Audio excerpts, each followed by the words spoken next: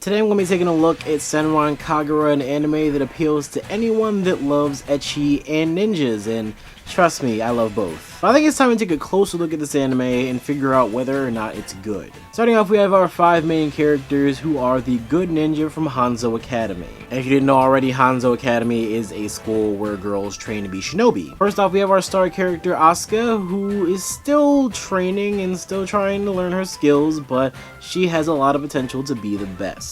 Next, we have Ikaruga, who is the serious and mature one, who comes from a very wealthy family. Next, there's Katsuragi, who is more of the comedic one, and she tends to grope the other girls, and she's like the pervert of the group. Next, we have Yagyu, who is the natural prodigy of the group, and she vows to protect our next character, Hibari. And Hibari is pretty much the clumsy one, the klutz, and the one that can hardly do anything right. Most of these characters seem fairly generic for an ecchi anime, but it works well because these characters are somewhat relatable to the audience. Now, before I get into any more about the plot, I do want to talk about the animation for the anime.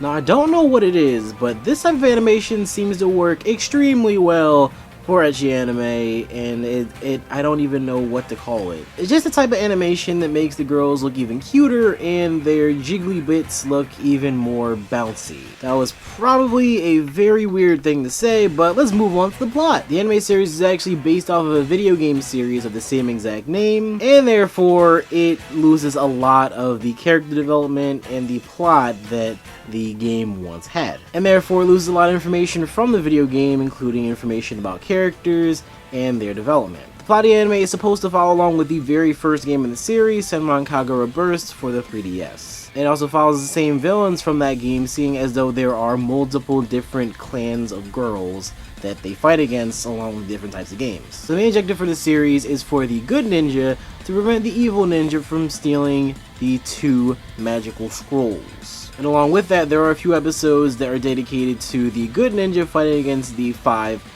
evil ninja, of which I will not go into specific details about because some of them actually don't have that much development or they even have that much character within themselves within this anime. But in between these fights that take place between the good ninja and the evil ninjas, a lot of training sequences that are, you know, kind of comedic and filled with fan service. Although I will say some of them do give more backstory to certain characters, but it's not really substantial, and it doesn't really hold up very well. Although I have not played the games yet, I have heard a lot about how the story in the games can get very deep and emotional at certain points. And yes, the video games still do have all the fan service, especially the one that I'm planning on buying for the Vita, which has all that, you know, high definition, jiggle physic, perfect stuff.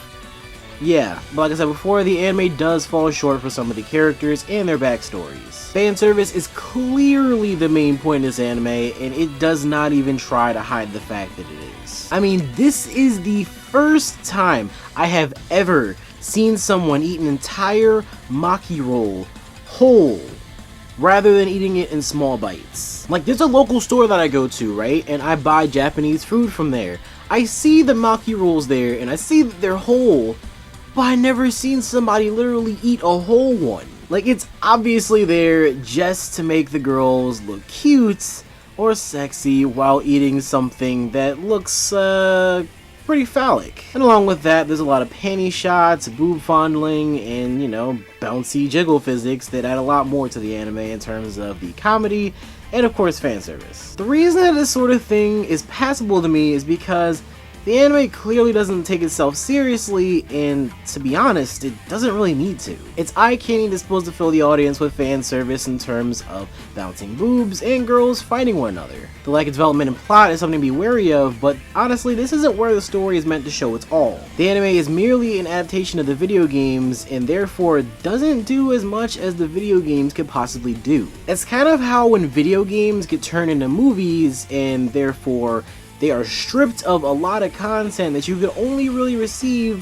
while playing the video game itself. Now, a 13-episode anime could potentially be very good with a complete story, good development, and great characters. When faced with a 10-hour video game that has to be skimmed down into 13 episodes, there's a lot that has to be sacrificed. It's a sad truth, but when watching this anime you must remember that this is mostly supposed to be for the fans of the games who have already gotten their fix of the storyline from there. With that being said, Senran Kagura the anime is definitely not complete, and definitely also not the best ecchi anime I've ever seen in my entire life. Each episode had me interested in the story itself, but instead of having me interested in watching more episodes, it kinda had me wanting to start playing the game and stop watching the anime.